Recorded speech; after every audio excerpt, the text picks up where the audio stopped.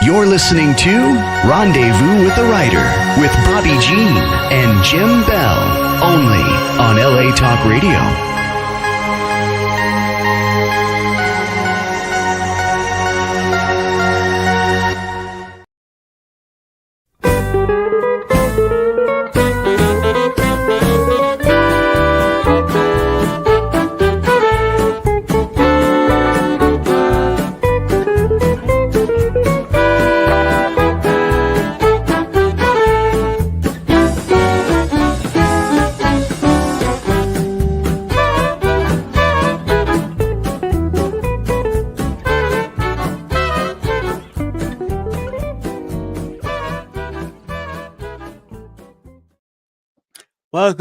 Welcome to Rendezvous with the Writer, where readers and writers meet. And story is everything. We were just listening to the Hot Texas Swing Band and our friend Alex Dormont. They were doing their rendition of Hot Texas. Mm-hmm. And Happy New Year! Happy New Year! Oh, Happy yeah, New we Year! forgot If that. you happen to be watching live, Happy New Year! Yeah. Jim, who is our guest tonight? Who's our guest? Julie Jones. Oh, hey, Julie, there she is. We got her book, Hi, Blood everyone. Follows Blood. Hello. Oh my gosh, what a book. We're eager to get into it. Blood Follows Blood, The Legend of Ginny Sutton. Oh my gosh, what a read to kick off the new year, Julie. I'm excited. Thanks so much for having me on the show, guys. Oh, we're delighted. It's fun. As we talked earlier, we got these shirts on that kind of remind us we have a little bit of a body count tonight. Yep. And some of those people, as our heroine said, I can't understand it. I keep killing them, but they keep coming back to life. You know, nothing stays dead. Anytime there's death, there are skulls in the future. So yeah, if you're listening, we're wearing really fun shirts from the Scully Company that have skulls and ivy, and flowers on the front of them. So Julie, where are you joining us from tonight? Hi, I am from Northeast Oklahoma. It's where I was born and raised, and coming to you actually from my office at work right now because my internet connection at home is not reliable. So I didn't want to risk a live show. So here I am. Well, thanks for doing that. We know the challenges of technology for everybody. So thanks for doing that. It's country living. We're so eager to get in the book. I'm going to hold it up one more time to the camera right now. And Jim, do you want to give us her bio? Yep, we got one. Julie Jones is an award-winning fiction writer from Oklahoma, where she lives with her husband, 2 children, a rescue dog, Zelda, and 2 adorable cats. Aside from writing short stories and novels, she works full-time and serves on the board of a county-based leadership organization. She is involved in the community and helping friends and neighbors in the best part of her life. Julie's short fiction has been published by Wordcrafter Press and World Free Press. Her Legend of Ginny Sutton weird Western novel series is in full swing. Yeah, hitting it out of the park is what she's doing. I'm so glad you guys enjoyed it. It was fun. It was fun. We will be talking in greater detail about it in a couple minutes, but to readers or listeners right now, I got to tell you, this is a journey through the West that you have never taken before. And it is just full of surprises, and it's a high body count, high action. I won't say thriller. It is kind of a thriller, but it is just an adventure like none other that you have read taking place in the West. That is true. Julie, do you want to share a little bit more about your background with us? Sure. So, I know a lot of writers say that they started out wanting to write from the time they were born, pretty much. I started out a reader. I wanted to read pretty much from day one, and spent a lot of my early years reading, rereading. I was lucky enough to have parents who introduced me to Heinlein and Asimov, and I read a lot of Robert Jordan when I was growing up. And when I got to high school, I joined the journalism club and wrote for the high school newspaper all 4 years and was a pretty accomplished student journalist. We had an incredible journalism program, and the teacher there was just fantastic. Her standards were professional standards, and we were expected to meet them. And she actually was the person who drove home to me the importance of the hook, getting your reader hooked, keeping them hooked, and pulling them through the story. And I realized a long time ago that I could take a version of what I learned in journalism class and apply it to short stories and novels. And as you've seen with this book, I think it worked. I was just reviewing after one more time that opening. I was just reviewing one more time that opening paragraph, those opening sentences, and you hook us immediately. What is that? Well, what is that opening sentence again? What is the opening sentence again? Shall I just read the opening sentence again? Okay, this is the opening sentence from Blood Follows Blood, the legend of Jimmy Sutton. I knew Jim was dead because I killed him myself in a shootout near Skull Creek. Sweated till noon, scavenging everything useful and packing my saddlebags too. What I couldn't figure out was how he walked into my camp that evening with a bullet hole in his chest and buzzard feathers in his hair. Hey, that gets you attention. Page 1, sentence 2. That's my style. I just sort of, I kept writing and, I'm sorry. That's all right. No, go ahead. Go ahead. So after high school, I went to college and I kept writing. I took creative writing in college and took some poetry classes and things like that. And, as it is the common story, life sort of happens, and I put writing aside for a number of years. And then when my kids were big enough to make their own sandwiches and entertain themselves for a few hours, I decided maybe I could try the writing thing again. And so I started taking a creative writing class at a local technology center that we have here in my town. And it was so much fun that I took it, I think, 4 more times. And from that, the last class that I took, the student actually ended up forming a writing group, and we published 3 books together. So that kind of was my stepping stone. And then after that, 2020 rolled around, things were not right. You guys remember the whole year that we don't speak of. Yeah. And I was wondering, was I any good at this? Should I continue? Sort of having a bit of a crisis. Yeah. And so I found the Oklahoma Writers Federation has an annual writing contest. And so I entered the horror category and I won. And it gave me the confidence to keep going pretty much. Yeah. And so after that, I just kind of continued writing and submitting things. I found a conference that I go to annually in Colorado Springs called the Superstars Writing Seminar. It's fantastic. I'm going in a month. It'll be my 4th year going. And that's done a lot really to propel me. And I've just kind of, this story took a hold of me like a dog with a ham bone, and I didn't have a choice. I had to write it. And so here we are. And that's the short version of how we got here. Now, you refer to this story as an eerie Western or a weird Western. We're seeing in this genre now, we're seeing more and more authors that are kind of entering this world, which I absolutely love. Could you just take a moment and maybe, I don't know that there are major differences between weird Western, eerie Western, but could you even, speculative fiction, not everybody might even know what that means, and just give us a little, description of the books that appear in this kind of genre? You bet. So speculative fiction is kind of an umbrella term that encompasses any fiction that has fantastical elements that you would not find in reality.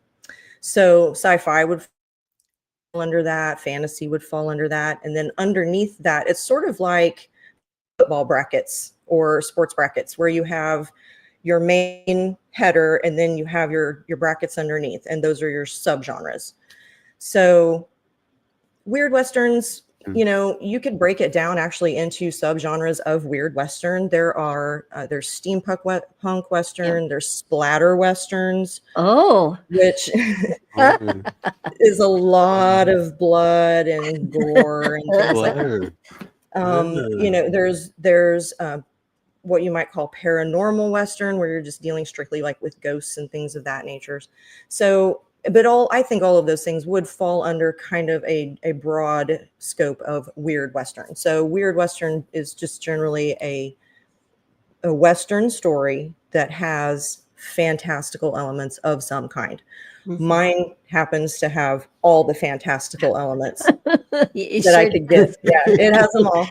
It has them all. It has them all. There's a sliding scale on all of these things. So, and you can find something on your place in the spectrum. If you really prefer standard Western with no weird stuff, that's fine. That's down here. If you want, you know, Westerns with all the weird stuff, that's me over here.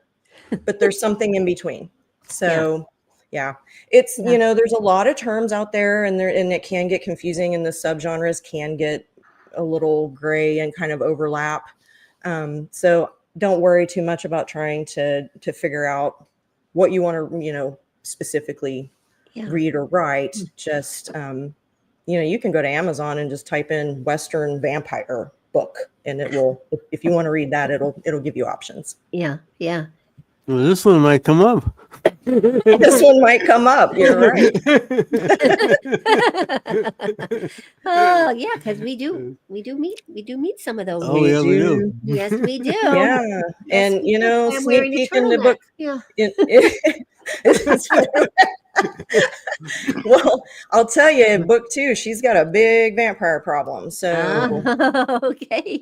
might want to stock up on those turtlenecks. Yeah. Well, I do have a wardrobe of them.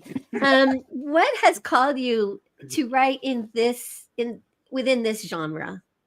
You know, that's such a good question, and you asked me that when we spoke a couple of days ago, so I've had time to think about it.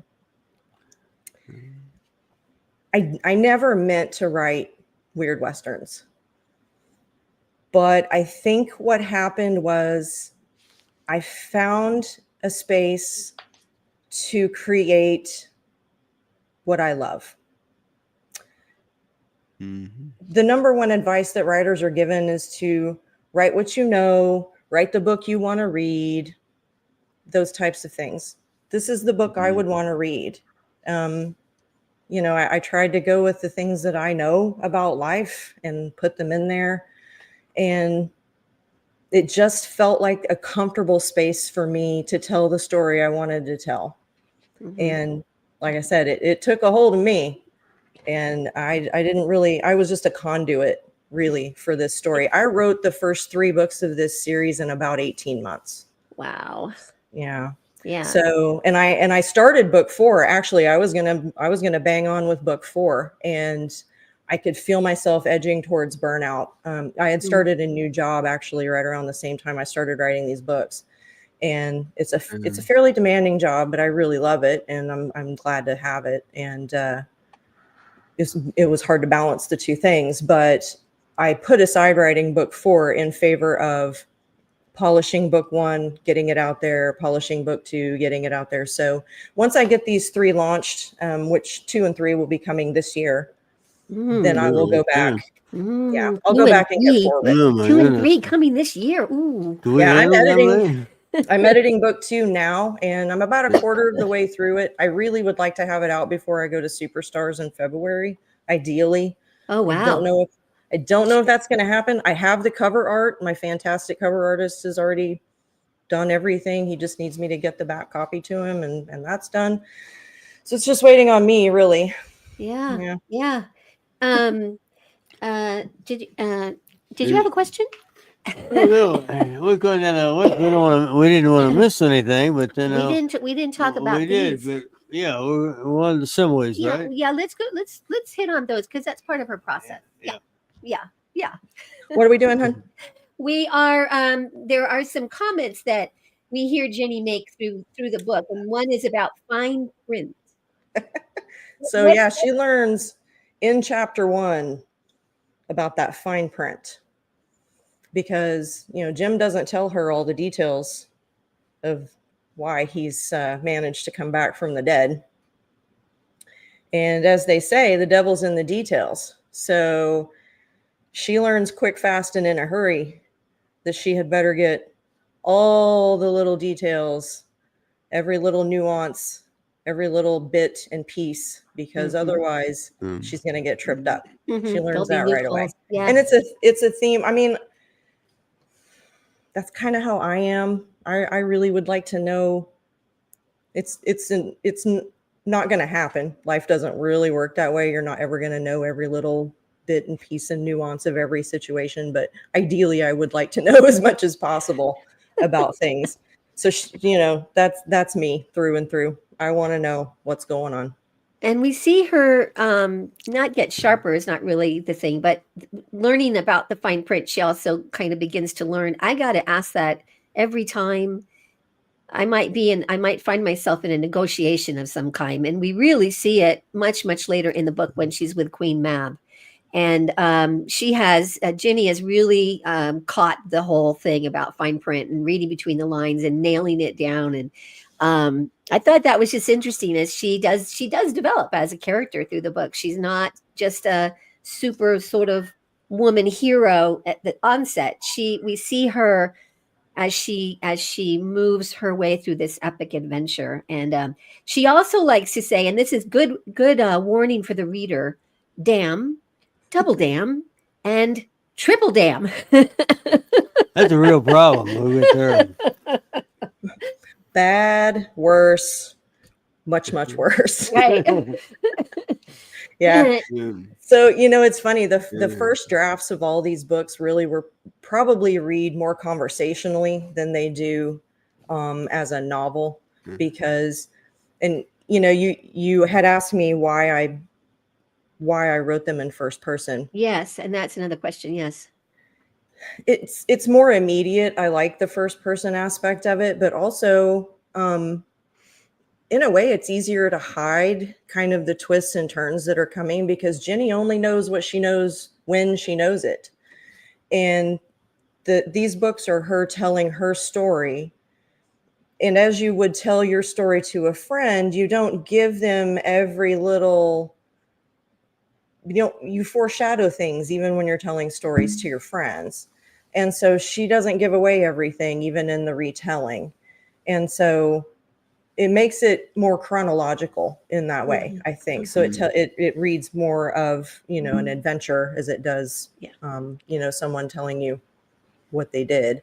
But that's why I picked first person, because I like the immediacy of it. And I like being in Ginny's head and seeing how she's thinking about things. And so that's where the damn and the double damn came from is just, that's her thinking to herself, oh, damn. Yeah. Well, she also had a little philosophy about hope is not a strategy. I love that. Yeah. Hope is not a strategy. It is very important. It might be hope might be one of the most important things that there is. Hope and love. And the greatest of these is. But she makes a very good point all the time. But I'm sorry. No, you're fine. Well, she makes a good point all the time that when she says hope is not a strategy. It's good to have hope, but I think she said we got to have a plan here besides waiting. Yeah. Hope, churns no butter. You don't get anything from hoping. You have to do something, or you're just dreaming while you're awake. So hope is great. Hope is necessary. It's vital, but it's not a strategy to changing your life or getting anything done. Yeah. And so, she's realizing this throughout the book because she has been stuck in a very dark place for a very long time. And the beginning of this book is her coming out of that and coming to terms with a lot of the pain that she's been dealing with. Yeah. We are going to step away for just a moment, and then when we come back, we'll be taking a deep dive into Blood Follows Blood, and we will be treated to Julie actually reading a passage from the book. Yeah. But first, here is a word about two of our sponsors that make Rendezvous with a Writer possible. And if you are a writer, find out what our friends Krista Sukup of Blue Cottage Agency and Janelle Madison of Clicks by Madison can do for you. Julie reads. When we come back, don't stray away.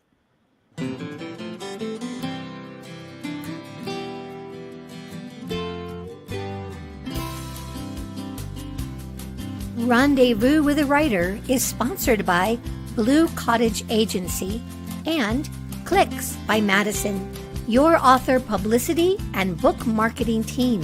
Experienced, trusted, effective. Contact them today at bluecottageagency.com. Welcome back. Welcome back to Rendezvous with a Writer. Special guest Julie Jones.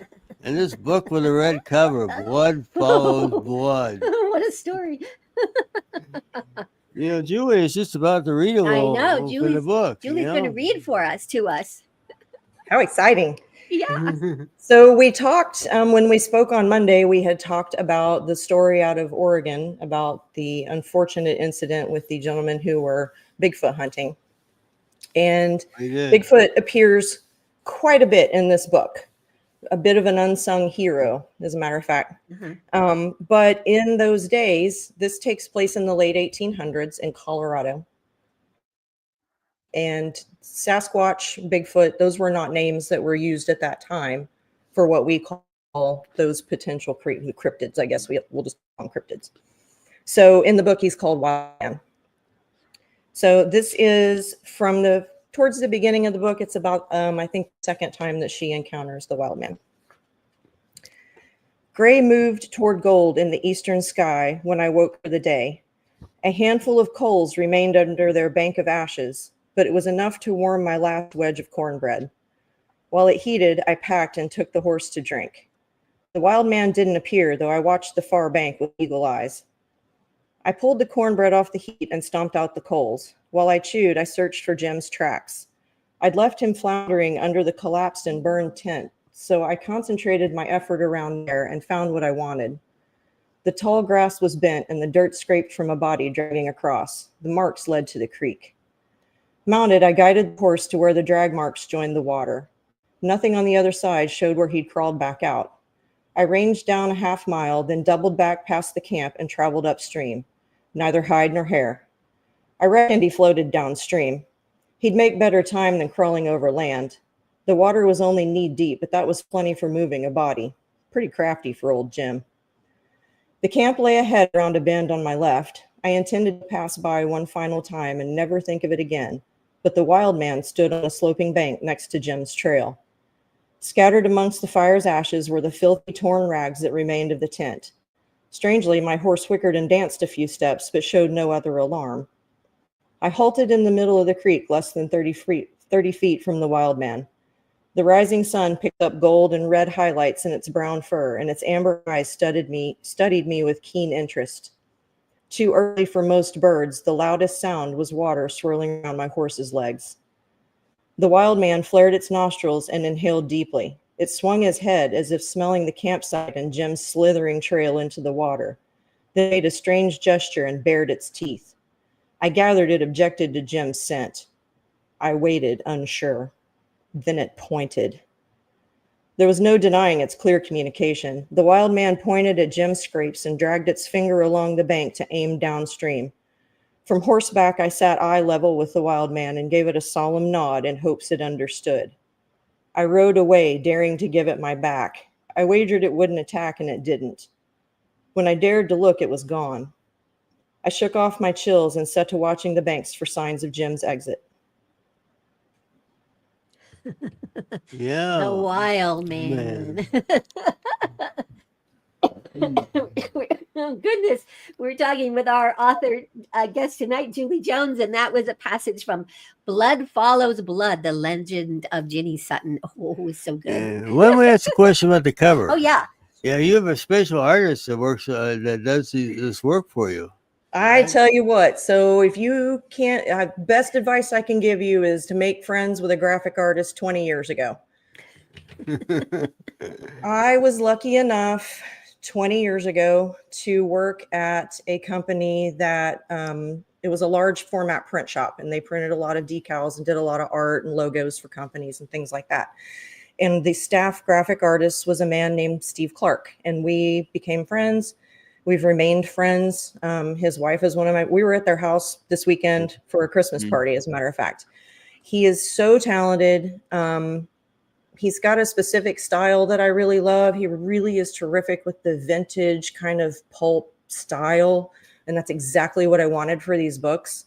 So I knew when the book was ready exactly who I wanted to hire. So I reached out to him and asked him if he would be interested in doing the covers for me. He said, absolutely. You know, I got a friend deal. You're not going to get this deal for this kind of art. Sorry. I'm holding it up again. Jim is asking me to hold it up again. Well, yeah, I'm interested because I'm very interested in how we depicted Jenny. And I look at, and of course, we have this guy in the background. Yeah. And I'm thinking the way he was drawn and painted, or you know, how we ended up with him there. Was that your idea, or was that Steve's idea? You know, I gave him a broad idea of what I wanted. Honestly, the only specific thing I can remember telling him that I wanted was her hat. I was very specific about what I wanted her hat to look like. And the rest of it, I was like, do what you will, because I love your style. I did give him, he did ask me for like some kind of basic character descriptions.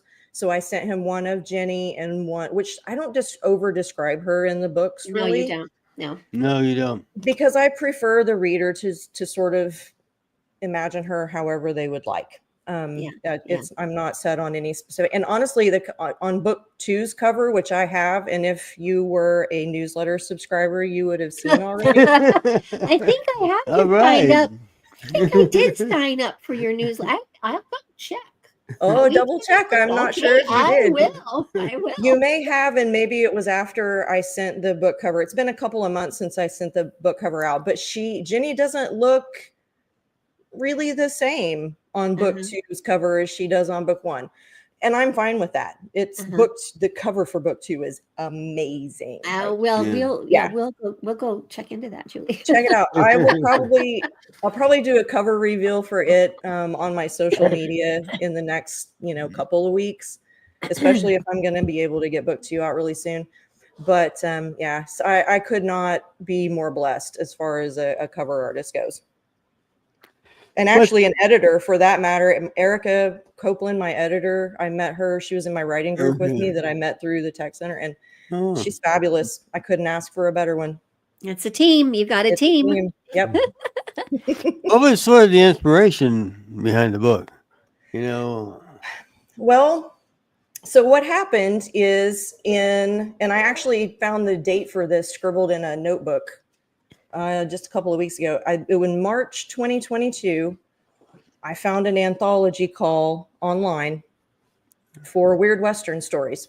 And I thought, well, that sounds interesting. I've never written that before. And I was looking for something new to do. Honestly, I was kind of trying to figure out what I wanted to write, because as we mentioned earlier, speculative fiction is a very broad term. And I still hadn't quite nailed down where on that spectrum I wanted my writing to be. And so I thought, well, this Weird Western thing sounds kind of fun. So I wrote a story. I had an idea. I wrote a story. I sent it in. It got rejected. As expected, was totally fine. But the editor said, try again, which I thought was really nice. But in the meantime, Jenny was in my ear telling me everything that she was doing. And I finally kind of reverted back to my journalism training and started asking her questions. Who, what, where, when, why, how? Yeah. And, I just sort of started writing things down and connecting dots. And then eventually I had to admit to myself that this idea was not going to go away and it needed written. And that was that. I was off to the races. I wrote 3 books in 18 months. and here we are, and it's the most fun I've ever had. That's great. Is she still talking to you All the time. all the time? All the time. All the Does- time. And she gets aggravated with me when I'm editing because she will say something that contradicts something else later in the book, and I'll ask her why she said that, and she'll argue with me about it. Oh my gosh. Oh my gosh. Does she I don't know where has she would get something like that. had she ever like made you or really encourage you to rewrite something because that just, did Jenny just say that is not me, or I wouldn't have done that, or come on, you can write that scene better, or, did she is she like your editor? Well, there's been a couple of times where I have typed a piece of dialogue and she has been like, no, I didn't say that. Okay, and I'll back it off. Every writer knows that you have to be able to kill your darlings. You might be in love with a sentence or a paragraph or an entire scene, and it just doesn't work for whatever reason. Mm-hmm. You have to be willing to cut that for the good of the whole. So I'm fairly ruthless. I cut a sentence night before last that I was like, oh, I really like this sentence, but it doesn't go here. So it just has to be done, Yeah. It's Well, like doing surgery. It sounds like it also, you have to be true Yeah. as the writer. You have to be true to the characters or the what's going on in the scene. You have to stay true. So Yeah. it sounds like she really insists that you stay true. She's a very strong character. It's kind of funny. It's almost like I described her to somebody as very Athenian in that, the old Greek mythology of Athena just sprang from Zeus's forehead, fully formed, fully clothed, ready for battle. And that's kind of how she showed up in my head. She just was there. And I would ask her questions about her past. What are you doing next? Why did you do that? She had an answer for everything. So, sometimes the muse just gives you the story and you're the conduit. And that's what has happened with me with this particular book series. And I'll tell you something, at the Western Writers Conference of America in June, where I met you guys, I had an idea. I have a Trunks novel that I wrote about 5 years ago that I've just never been able to figure out what to do with it. And I had an epiphany at WWA for retooling it into a offshoot series of this series. Fun. So I'm pretty excited about that, but that's down the road. Yeah. Jim, do you want to ask anything from up in here? Up here? We're right along. Did I get us off track, guys? No, this is fine. I'm so sorry for my cough. You're Oh, We have a section where we talk about the characters, but let's just talk about Jenny. Jenny for a minute. Jenny Sutton. yeah, she Or goes is it Clementine? she Or has is a it lot of aliases. Georgia Bennett? Or is it Penny? or Yeah, she has a lot of aliases, doesn't she? She's What is fond this of strong- aliases. yeah, what is Likes this to strong cover word her all about? Here's the irony. The irony is that she has all of these aliases, but she really could not pick a name for her horse and just named it Horse. Just Went named in it Horse. That's right, she did. Yeah. She Yeah. did. Now, there had to be some. Did you have to do any kind of research? I mean, my feeling is as I read that you've got all the correct things about how you set up a camp or how you cook coffee or how you get tack on a horse or what kind of firearms. It feels like I wouldn't be able to say she's got that wrong. But was there any kind of research that you felt you had to do to just be sure that you did nail down everything correctly? Yeah, I double checked quite a bit of stuff, even if it was something that I felt like I was pretty spot on right about. Some of that is personal experience. My family raised rabbits. We ate a lot of rabbit when I was growing up, and so I do know how to dress a rabbit and things like that. I worked at a hunter check station years ago, and I know about dressing out a deer. I worked at a gun store, so I know about firearms. So I just happened to have a lot of experience in a lot of different areas that sort of prepared me to at least have a base knowledge for things. Yeah. And anything I didn't know, I really did try to make sure that I got it as accurate as I could. I'm sure that a purist could go through this book and probably be like, that's wrong, that's wrong, that's wrong.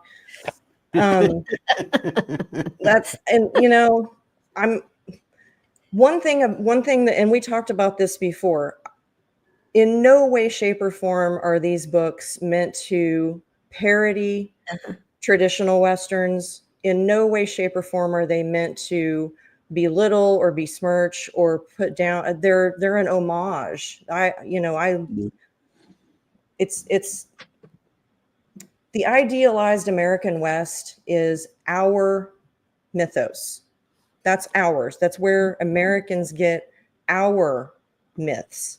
We have our tall tales and our heroes, and we need to be embracing those and putting them, and it just to me makes sense to blend them with, you know, things that have come before and create a bridge. You know, there's always going to be room for traditional Westerns.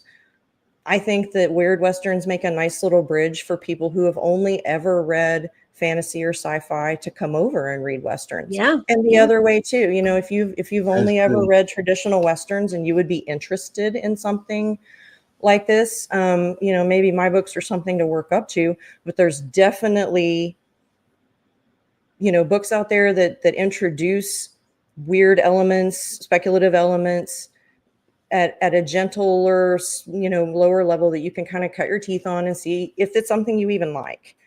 So I really like the bridge building aspect of it. And, you know, I just, it's what I love. So. Well, that was a great story, and you tied in all these different elements so well. And adventure, I mean, this poor lady, she hardly gets an hour's sleep before the next barrage is coming after her.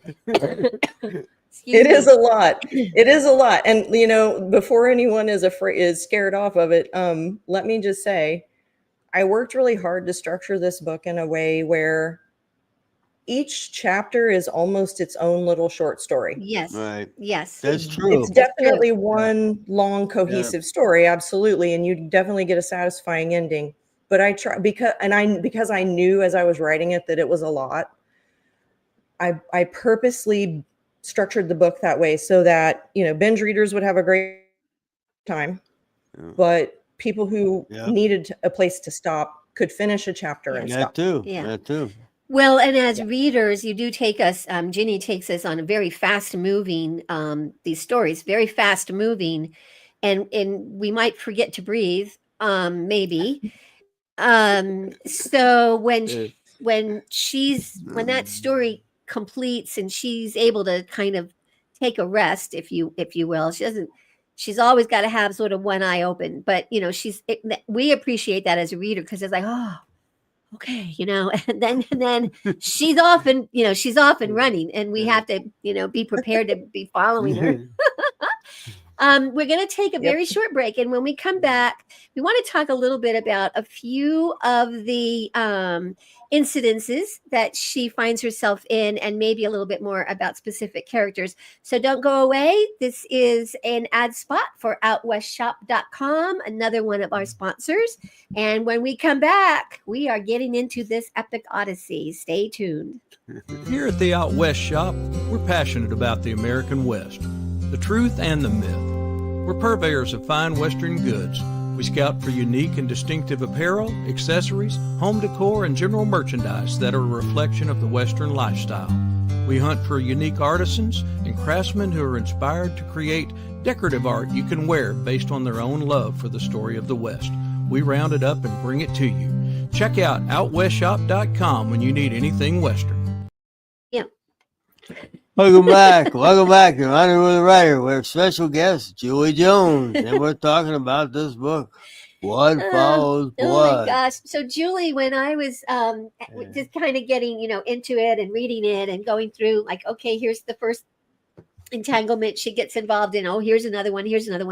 And then I began to feel like I think this is like the Odyssey. I feel like I'm with Odysseus on his way home from the Trojan War, and we're just running into one. Sort of like that. Yeah, we're Yeah. just running into one unbelievable entanglement after another, and that would be really fun. We don't want spoiler alerts, but we just love to give the listeners a little bit of an idea. We've talked about the wild man, but is there just one or two others that you just like to tell us? mention? Yeah, tell us about. Well, I tell you, if you want to compare my book to a classic, timeless piece of literature, I will not object to that. Yeah, we have Jenny. Book really has a great cast of characters. So there's the Sinful Six, obviously.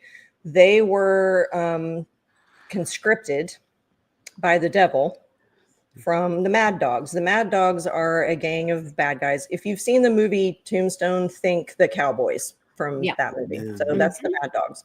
Yeah. And, in Jenny's adventures, she meets all kinds of people and creatures and scenarios.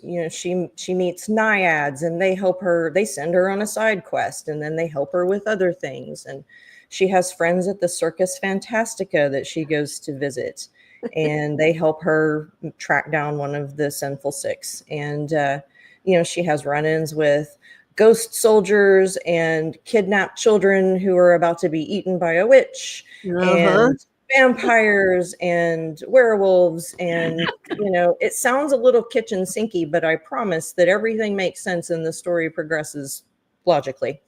But yeah,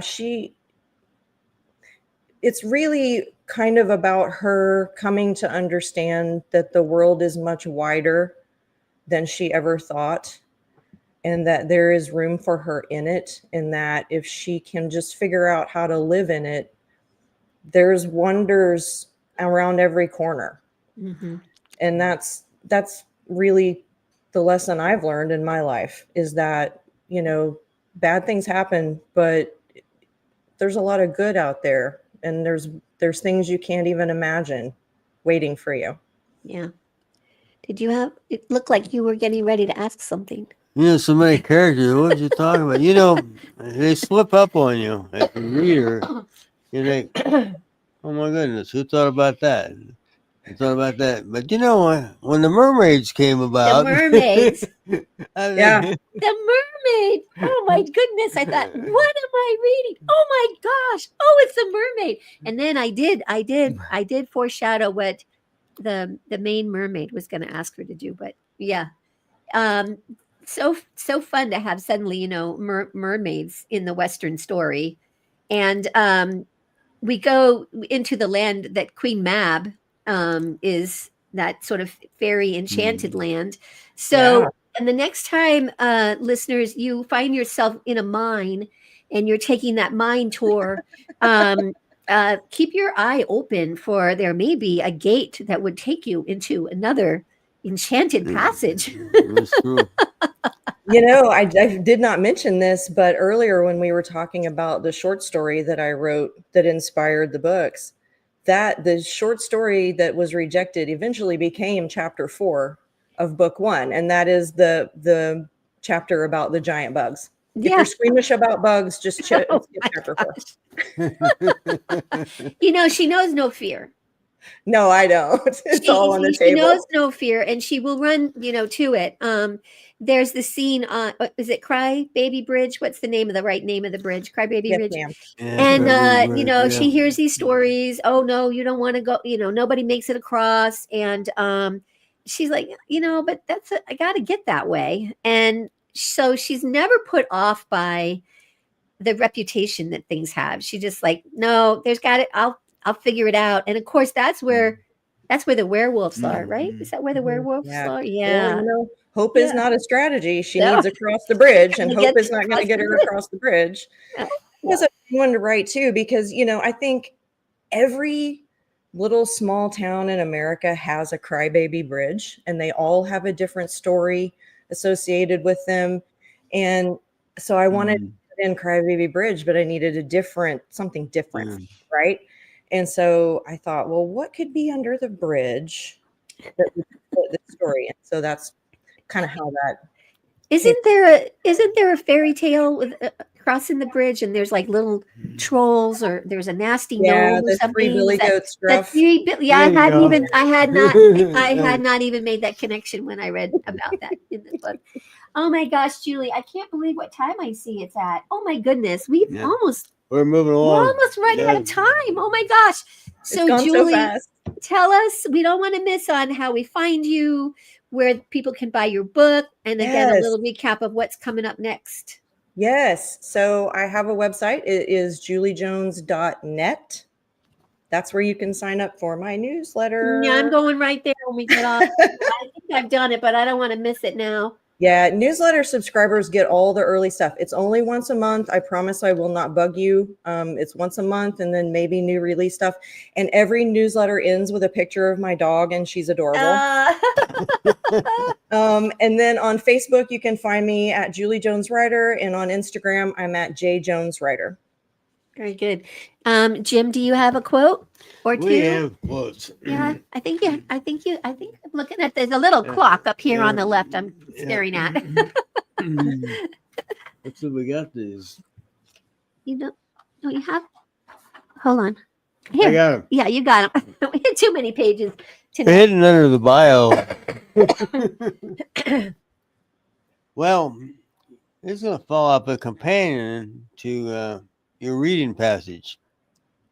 We have a description of the wild man. A little bit more. A little bit more. A horrifying, inhuman screech sliced the air from a nearby stand of trees. Everyone froze. The pungent odor of skunk and swamp water whirled through camp, thick enough to stink a dog off a gut wagon. A gut wagon. A few outlaws gagged at the smell, and Jim pinched his nose shut. That gets I your love that. attention, you know? These are the other. Do you have the other? Yeah, I two? got Oh, it. you got I it. got it. Okay, I okay, got it. okay. We're We good. had to put this one in here because this is the lady we call Poker Alice. And she's setting up a card game. And she says, "Praise the Lord and place your bets. I'll take your money with no regrets." Yeah, that's very good. That's very fun. She And was- then you I- have she was- you have another one yeah, on that I page. do. we Let's have go. time? Fun fact about the Poker Alice one. Poker Alice is the only person in this book that was an actual real person who actually lived in Okay. the Old West. And that is a real thing that she used to say at the Thank poker you. game. Oh, to say that's so fun. Oh, that'd be great. Okay, you have time Okay. for one more. Jenny, our hero here, is talking about the man she just shot. It was a man, hunched over and wearing the same rags as a skulking hobo I had seen in town earlier. Long, coarse hair covered the wretch from head to toe. Yellow eyes gleamed with feral hate. Long, broken teeth snapped as he labored to breathe, and he growled as we stood over him. My aim was truer than ever, and his claw-like fingers tried to stanch the 3 bullet wounds over his heart. Blood spilled between them and pooled on the oak planks.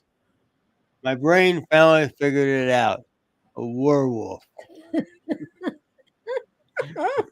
We've been talking with our featured guest author Yeah. tonight, Julie Jones, who is still on screen with us. But we're going to take a moment to thank you all for Yeah. listening and for watching. We're going to thank Clicks by Madison and Blue Cottage Agency for their ongoing support, and Sam Hassan for the excellent job that he does with this show. I'm going to announce that next week we have actually 3 people with us.